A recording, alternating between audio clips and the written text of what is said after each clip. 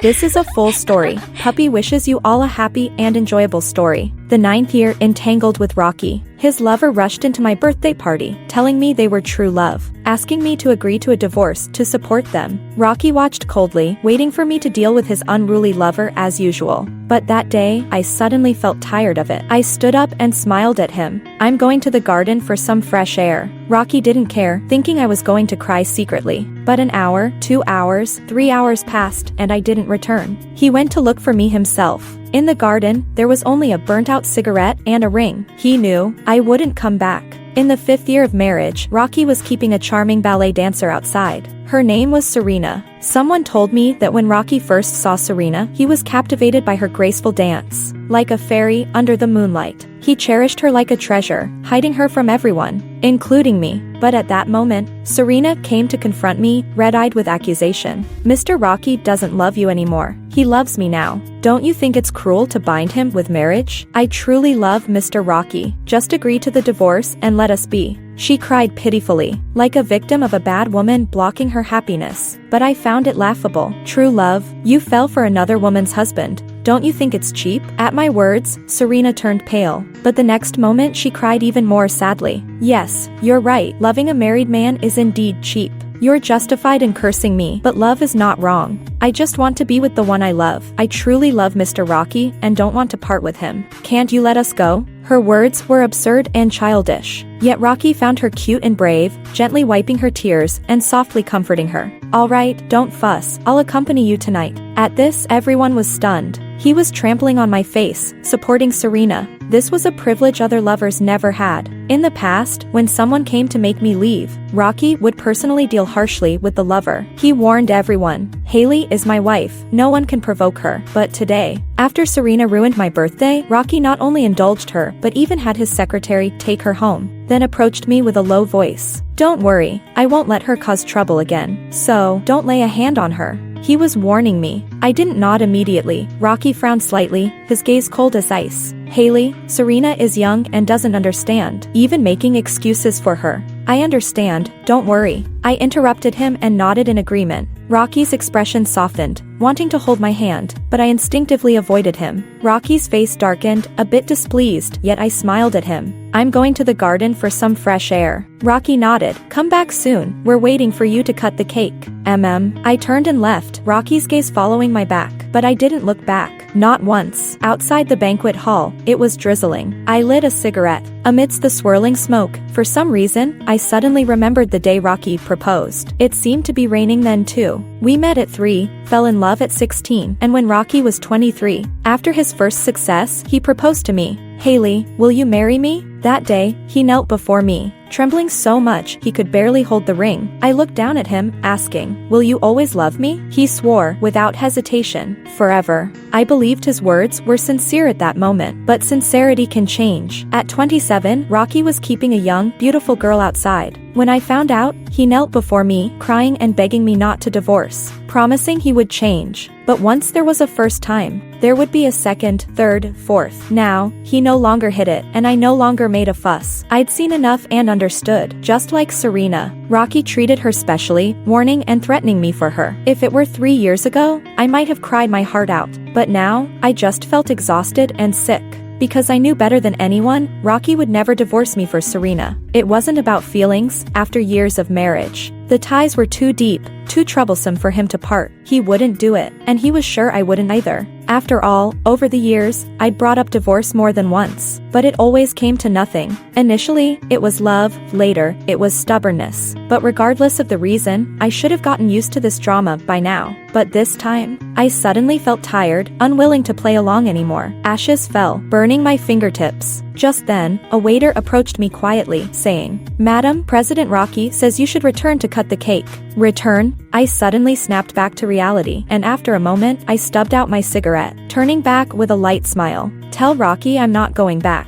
The waiter relayed the message to Rockey. His expression darkened. Others quickly advised, Rockey's wife might just be in a bad mood. Let's not take it too seriously. Women can be a bit temperamental. Rockey, why not go and comfort her? At their words, Rockey felt a shift in his heart. He had known Haley since childhood. No one understood how much she loved him better than he did. Today, he had asked Haley to accommodate Serena, even saying he would accompany her tonight to placate her. That was a mistake. Haley's birthday was today. He should have stayed with her. Realizing this, Rockey asked the waiter, "Did she cry?" Haley had always been sensitive. She cried when happy, sad, or even when watching a tragic play. She must have been hurt by his words, finding an excuse to sneak out and cry. A twinge of guilt struck him. As her husband, on her birthday, he shouldn't have made her feel humiliated for Serena. He should apologize. But the waiter shook his head, no. Rockey's wife is smiling and looking very beautiful. Rockey frowned at this unexpected answer, but moments later, his expression darkened, his voice cold as ice. Then why is she causing a scene? She's an adult. If she doesn't want to come back, then let her be. The guests exchanged glances, hesitating to offer further suggestions. They could only wait silently. But an hour, 2 hours, 3 hours passed, and Haley still hadn't returned to the banquet hall. Rockey's mood soured. He stood up and headed to the garden. Rockey's mother, a woman of high society, was throwing a tantrum over a lover, not only lacking grace, but also allowing guests to witness her folly. He would definitely have to criticize Haley when he found her.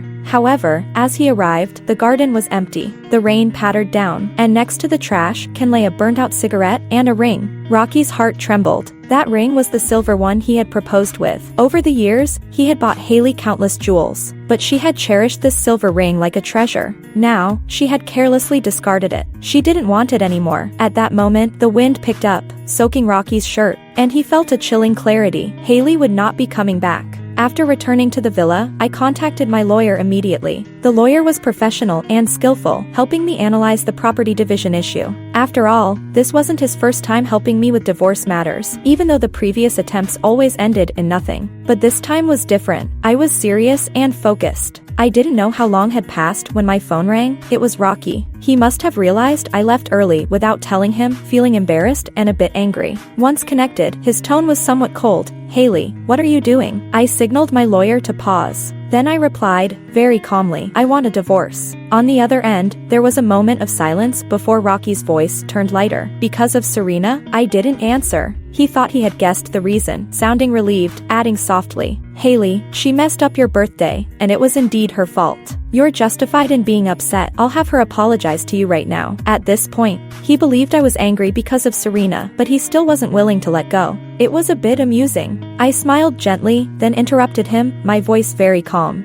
"Rockey, it has nothing to do with anyone else. Then you. I want a divorce simply because I no longer like you. Rockey, the road ahead is long. I won't continue to walk it with you." Finally, I uttered those words, like shedding a heavy burden. It felt bittersweet, but more so, it was a relief. Rockey was silent for a moment. I could only hear him lightly tapping on the table, indicating he was deep in thought. After a moment, he spoke again, his tone heavy. "What are you causing a scene about this time?" He still thought I was sulking. "Actually, this problem is very familiar. After I discovered his infidelity again and again, when I made scenes and cried again and again, he would always look at me tiredly and indifferently. There was deep confusion in his eyes. He asked me, over the years, all my money and the company's shares are in your hands. Those women are just acting on occasion, just for fun. No one can threaten your position. You will always be my wife and Mrs. Rockey. Whatever you want and whatever you want to buy can be obtained immediately. Look at the women around you. There are many who are struggling for a living. Their annual salary is not as high as the starting price of one of your rings. Haley, what are you still making a fuss about? What else are you not satisfied with?" Yes, what's not satisfied? A wealthy life with luxurious clothes and delicious food. I don't know how many people envy it. Even after my father beat Rockey severely, he euphemistically advised me to let it go and just pretend not to know. Just muddle along. Love and affection are not as real gold and silver. I understand this truth, but I just can't be reconciled. I can't be reconciled that the ending of childhood sweethearts and a couple who have gone through hardships together is a superficially harmonious and false happiness. I can't be reconciled that two hearts that promised each other end up loathing each other. So, I cried and made scenes. I brought up divorce again and again, wanting to get his repentance and regain his love. But the result is that lovers become enemies. Love makes one hate life when there is love, and hate makes one want the other to die. I didn't believe this sentence before, but during that most painful period, I believed it. Rockey, you may not believe it. I really wanted to kill you and then commit suicide. I thought Rockey would be horrified, but he asked, then why didn't it succeed? I was stunned for a moment. Then I smiled gently and said in a soft tone, because that day you called me hi, as precious as a treasure. My mother died early. My father raised me alone. He gave me a nickname, hi. After Rockey knew about it, he also started to call me that. He called me that for many, many years. When we were young and green, he would hold my hand and run to school on the country path while looking back and smiling at me. Hi, if we don't hurry up, we'll be late. On the night of our wedding, he kissed my forehead and his fingertips were trembling. Hi, I love you. On the day my father passed away, he held me tightly in his arms and said to me over and over again in my ear, Hi, you are not an orphan. From now on, I will love you. Don't be afraid. At that time, he loved me the most. But I don't know when it started. When he called me again, it was always Haley.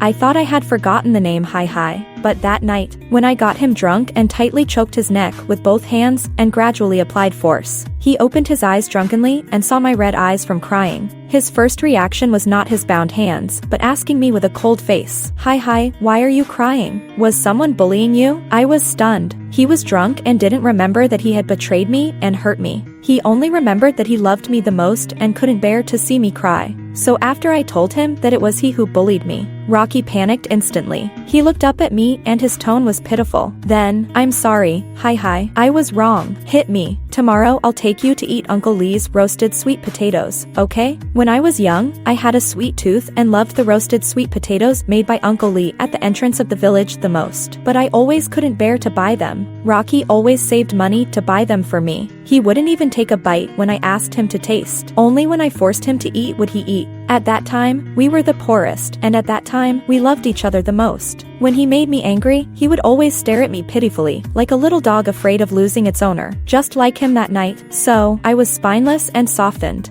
I released my hands that were choking his neck and untied the rope that bound him. Amid his increasingly anxious calls, I went out and stood on the top floor. Looking down, I thought, since I can't kill Rockey, then I might as well die myself. But just as this thought popped up, it was interrupted by a long whistle that pierced the sky. Looking in the direction of the sound, one after another, fireworks bloomed in front of my eyes. Red, blue, and pink. Brilliant, beautiful, illuminating half of the sky. Incomparably beautiful. At this moment, I look out of the floor-to-ceiling window. In the pitch-black night sky, I can't see the fireworks of that night. My tone is very soft and gentle. At that moment, I suddenly didn't want to die. I even felt glad that I didn't kill you. Otherwise, such beautiful fireworks will never be seen again. On the other end of the phone, Rockey was silent for a long time. I thought he was frightened by my past madness. But after a moment, he suddenly asked, "Do you still want to kill me now?" His tone was very serious. So, I thought for a moment and answered him seriously.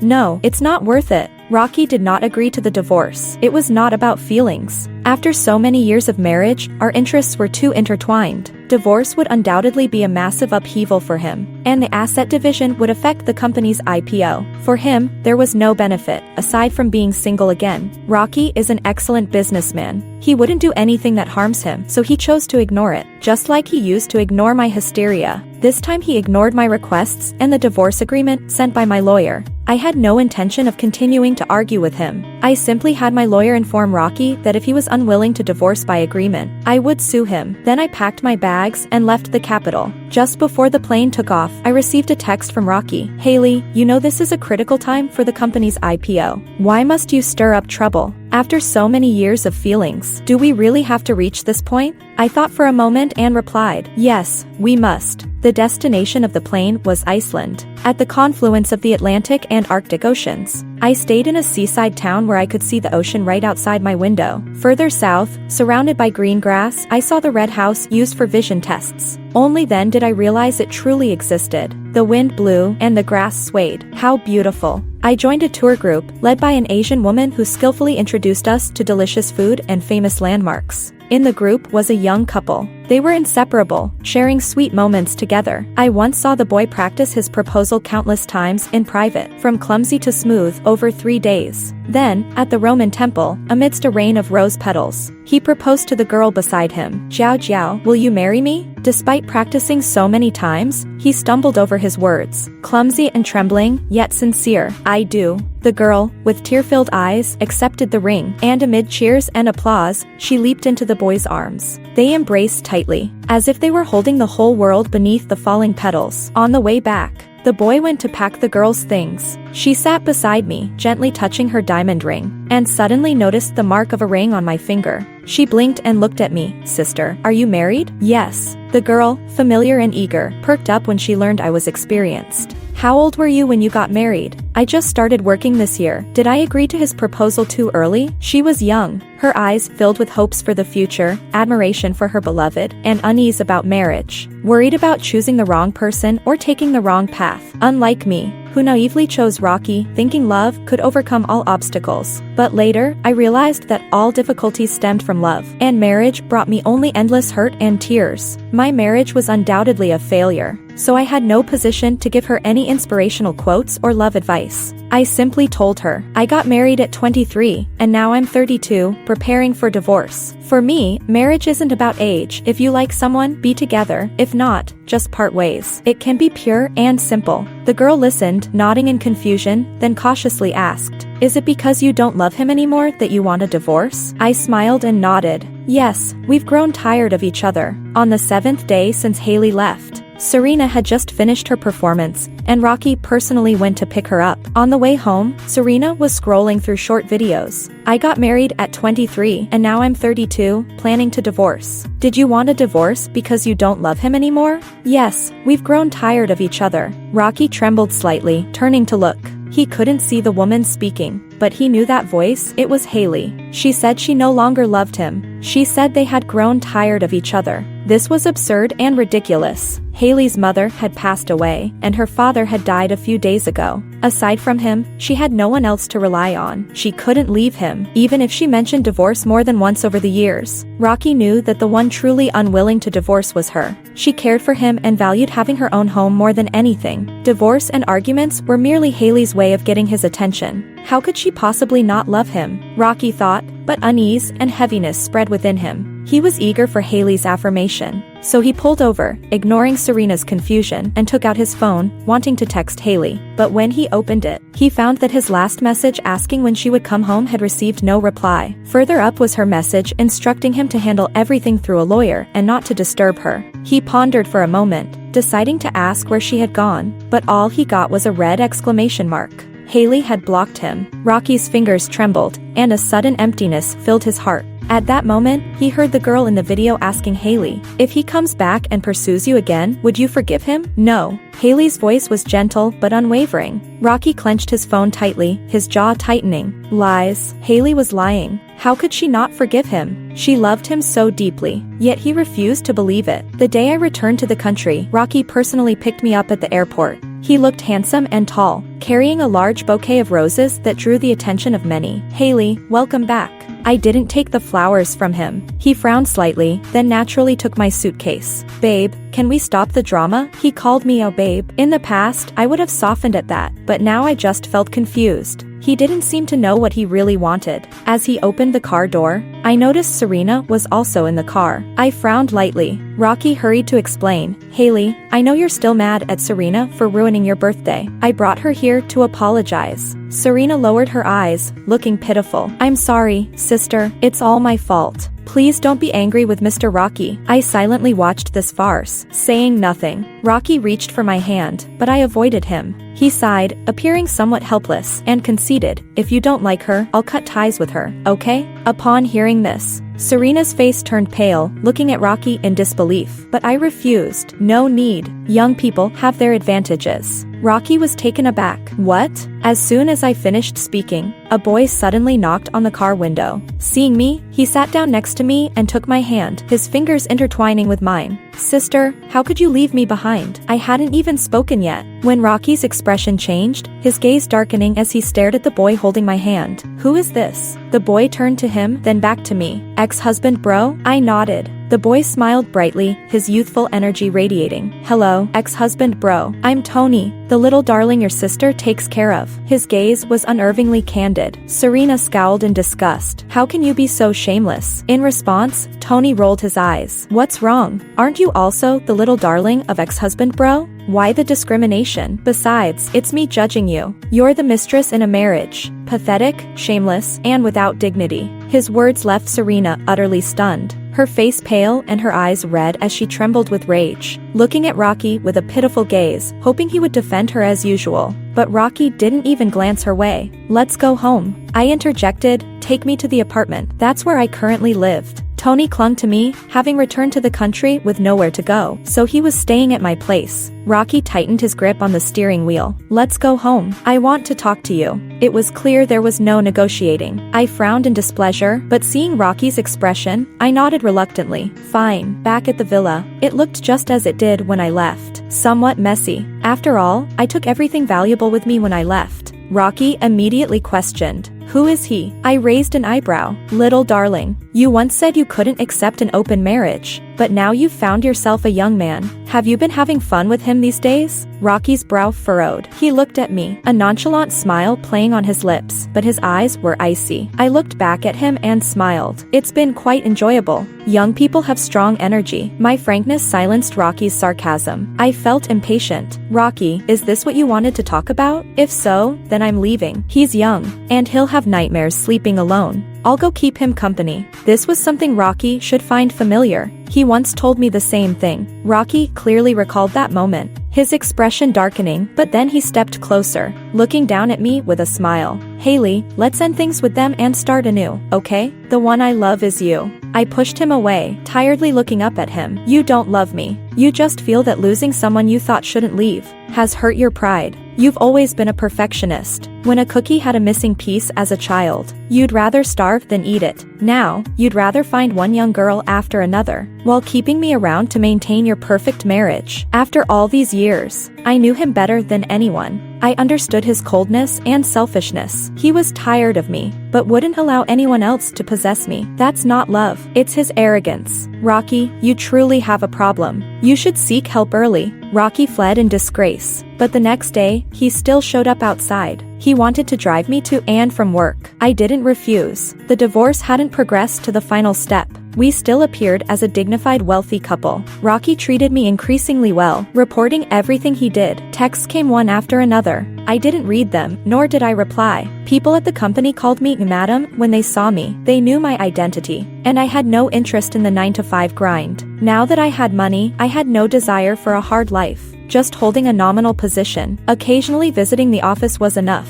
I had friends at the company, so I learned about Serena's situation. When I visited the office, friends noticed Rockey frequently dropping by my office, asking if Rockey had changed his mind. I scoffed softly and invited her to dinner after work. After she agreed, I texted Rockey, telling him not to pick me up after work. Then I'll pick you up when you're done. Okay, I replied affirmatively. I got off work with a friend. We arrived at the underground parking lot. My friend, while driving, said to me, "Isn't Rockey done with Serena? I told you he still cares about you. Whenever you're angry, he won't stick with her." I smiled faintly. Maybe. In recent days, Serena had called Rockey several times. I'd seen it, but Rockey didn't answer any of them, even when I told him, "Answer it, maybe it's something important." Rockey looked at me, his gaze complicated, filled with frustration and sadness. "Don't you care?" I shook my head. "I don't care." I hadn't cared for a long time, but Rockey, in front of me, blocked Serena. It seemed he really had changed his mind. During dinner, my friend asked if he's changed. "Are you still planning to divorce?" I didn't answer, looking out the window. The sky was dark, and there were few pedestrians. A man stood under a streetlight, his face unclear but strikingly tall.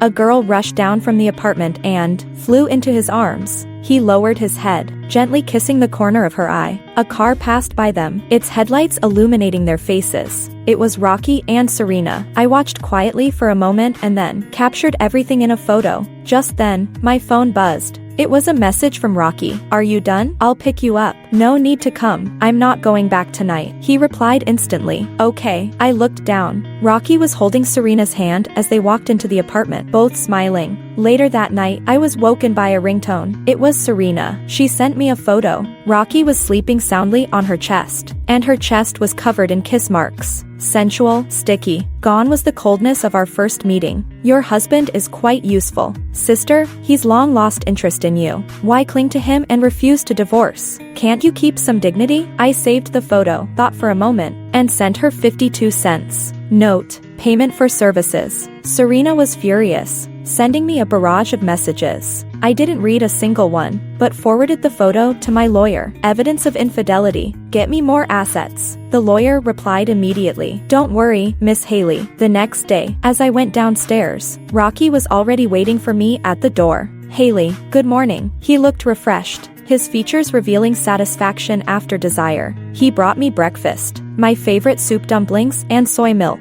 I casually ate one or two, responding to his questions with half-hearted replies. My indifference was obvious. Rockey had never experienced such blatant disregard before. His expression turned displeased. "Haley, do you really have to treat me like this?" He stopped the car, looking at me, and there was even a hint of grievance in his eyes, as if I had let him down. But when faced with my calm, indifferent gaze, he couldn't find the words. "Then just sign the divorce papers. If you can't stand it, don't." As soon as I spoke, Rockey's face went cold. "You wish." His tone was resolute. I sighed, leaning back in my seat, sounding either wistful or resigned. "Rockey, why are you so pathetic? You hurt me when I loved you, and now you cling to me when I don't. It's truly pathetic. I'm really tired of this." Rockey was stubbornly refusing to sign. We maintained this marriage, but Rockey clung to me tightly. I knew he was wary of me meeting Tony, yet when Tony couldn't find me, he'd show up at the office to confront me. He would cling to my arm, pouting, asking if I didn't care about him anymore. I smiled and reassured him. "Of course I care." After I sent him away, I turned to see Rockey standing at the entrance, watching me from a distance. I didn't know how much he had seen, but he said nothing and left the office alone, as if sulking, but I didn't care. It rained today. The weather was a bit chilly, and I returned home alone. As soon as I got home, Rockey took my hand and led me to the dining room. "I remember you wanted that lamb soup from Subway, so I got it for you." His hands were cold to the touch. I glanced at Rockey and noticed he was drenched, his face slightly pale from the cold, yet his gaze was filled with hope and eagerness. But after one taste, I put down my spoon. "It's a bit gamey." "You can have it." I turned to leave, but Rockey grabbed my wrist. "I got this for you because I know you like it." I searched for 2 hours to find that stall. In the rain, with no cover, I waited. "And you only took one sip, not even asking about me." "Haley, what's wrong with you?" His fingers trembled, confusion deep in his eyes. "You weren't like this before." "So what?" I met his gaze, calm and steady. "I stopped liking you a long time ago. To me, you're a stranger. Do you expect me to care about a stranger? Your self-pity shouldn't require my gratitude. Isn't that ridiculous?" Rockey seemed shattered by my words. "How could you not like me? I've investigated. Tony is just your friend. You have nothing. You're only using him to spite me. Deep down, you still care about me. Haley, you love me, right?" He looked down at me, his eyes cautious yet hopeful. But I noticed he was gripping his hands tightly, knuckles white, as if my answer was the final straw. I smiled softly and then cut off his last hope. "We're just friends now. Life is long. I'll eventually find someone to share my life with." I was afraid of loneliness. After my father passed, I wanted a home more than anyone, so I never planned to live my life alone. I needed companionship. A man, a woman, a lover. Anyone would do. Rockey's eyes turned red, and he asked, "Can't it be me?" "No," I answered without hesitation. Ignoring the sudden paleness of Rockey's face, I smiled and then turned to leave. I didn't look back. Serena approached me, holding a pregnancy test report. Compared to her initially cold, fairy-like appearance, she now exuded a seductive allure born of experience. No wonder Rockey couldn't let her go. Who would want to give up such a beautiful flower? Serena told me she was pregnant. She said Rockey was nice to me because he wanted me to accept the child. After all, I couldn't have kids. I looked up at her. "Did Rockey tell you I can't have children? Otherwise?" Serena smirked, challenging me. "But Haley, who in our circle doesn't know you can't have kids?" Indeed. In our 3rd year of marriage, when I was 3 weeks pregnant, I discovered Rockey's affair, and I miscarried during our argument. Since then, I've had no children. Many speculated that I was injured and could no longer conceive. They covertly sought to solve my problem, offering promises. But I took a sip of my floral tea, smiling calmly, not a trace of anger in my demeanor. I'm not unable to have kids, I just refuse to have his children, because he doesn't deserve it. If you want to bear his child, that's your choice, don't drag me into it. And he wants a divorce, I'm ready whenever, but he's the one who won't sign. Besides, you two suit each other, one cheap, the other cheaper. Serena's face turned red with anger, her voice sharp. Haley, the one he loves is me, you're just an old woman. I splashed my floral tea in her face. Standing up, I looked down at her, now a drenched mess, my tone indifferent. Since you're so sure of his love, hurry up and persuade him to sign, so he doesn't bother me anymore. Serena, I'm waiting for your good news. Unfortunately, Serena is useless. She made a scene at home and told Rockey that she was pregnant. There was the tenderness of a new mother on her face. But Rockey's first reaction was to look at me. Haley, this is an accident. Every time This sentence stunned Serena, but after a moment, she came to her senses and grabbed Rockey's arm. Rockey, you clearly said that you wanted to have a child with me. You also said that you hoped the child would be as beautiful as me. How could it be an accident? This is clearly the crystallization of our love. You tell me that you love me. You are already tired of Haley. Why won't you divorce her? What can she give you? I love you. We are going to have a child. Why won't you marry me? Rockey's expression was cold. He looked down at her. Get rid of the child. Serena subconsciously covered her stomach. Her gaze was mournful and pitiful. No, I don't want to. This is our child. How can you bear to get rid of it? Girls are always beautiful and pitiful when they cry. But when Rockey's gaze shifted to her lower abdomen, there was not the slightest sign of being moved. I don't want to repeat it for the third time. Get rid of the child. Serena screamed and covered her ears as if she couldn't hear such hurtful words from her beloved. The two were in a stalemate, and I glanced at the hidden camera and watched this good show with cold eyes. Until Serena fainted from exhaustion. Rockey had someone take her to the hospital. Sorry, Haley. I will definitely handle this matter well. He promised me. I was stunned for a moment, but then smiled. No need. I don't care. As the words fell, the room was silent. Rockey looked at me. His eyes were pitch black like a churning ink pool, but the corners of his eyes were fragile and red. You don't care? He seemed to be deeply hurt by my indifference. I stared at him steadily. It wasn't until he subconsciously held my wrist that I realized his fingertips were trembling violently. How can you not care? You should be sad. You love to cry so much. Why don't you cry? Haley, hi, don't look at me like that, okay? There was a hint of pleading in the ending. At this moment, he seemed to be humbled to the dust, fantasizing about getting my pity, but I only think the dust is dirty. He is even dirtier. Should I care? We are about to get divorced. It has nothing to do with me who you have a child with, how many children you have. Rockey, I really don't love you anymore. Looking at his shaky appearance, I smiled. Since we know each other, let's leave some dignity for each other. Sign it. Rockey finally signed. He had to sign. Serena revealed her pregnancy to the media, and the scandal stirred up a frenzy. The stock market was volatile, and shareholders were unhappy. Rockey no longer wanted to be sued by me. His infidelity became common knowledge, and my lawyer secured the best deal for me, 70% of all assets. The lawyer told me, actually, it's 60%, the remaining 10 is voluntary from Mr. Rockey. I smiled and accepted it calmly. The day I walked out of the Civil Affairs Bureau was a rainy day. I might be fated with rainy days. Major events in my life always happened on rainy days. Engagement day, wedding day, the day Rockey first cheated, the day I decided to divorce, and the day of the divorce itself. In the drizzling rain, Rockey stood beside me, softly saying, I'll give you a ride. I shook my head. No need, someone is here to pick me up. As soon as I spoke, Tony squeezed between Haley and me with an umbrella. Sister, I'm here. It's cold today. Wear a jacket, you're getting a bit of a cold. He nagged, draping the coat over my shoulders. I accepted it calmly. Then, I stepped under his umbrella. At that moment, the rain suddenly stopped. Looking up, the sun peeked out, dispersing the gloomy mist. The sunlight gently fell on me, warming the chill of the rain. I smiled. Turning back, I waved to Rockey. Goodbye. The rain passed, and the sky cleared. Goodbye. Clouds lifted. Epilogue, regret is useless. On the day of the divorce, Rockey stood still, watching Haley and another man sharing an umbrella, walking away. He could still vaguely hear the boy's noisy voice, Haley's helpless laugh, but her eyes sparkled with relief. It was the ease he hadn't seen in a long time. He knew long ago that Tony was not Haley's lover. Haley couldn't do it. She had tried once, found a boy who seemed close to her, but upon seeing the boy's face, he didn't care anymore. Because the boy looked just like him, she couldn't let go of him, so she could never truly take that step.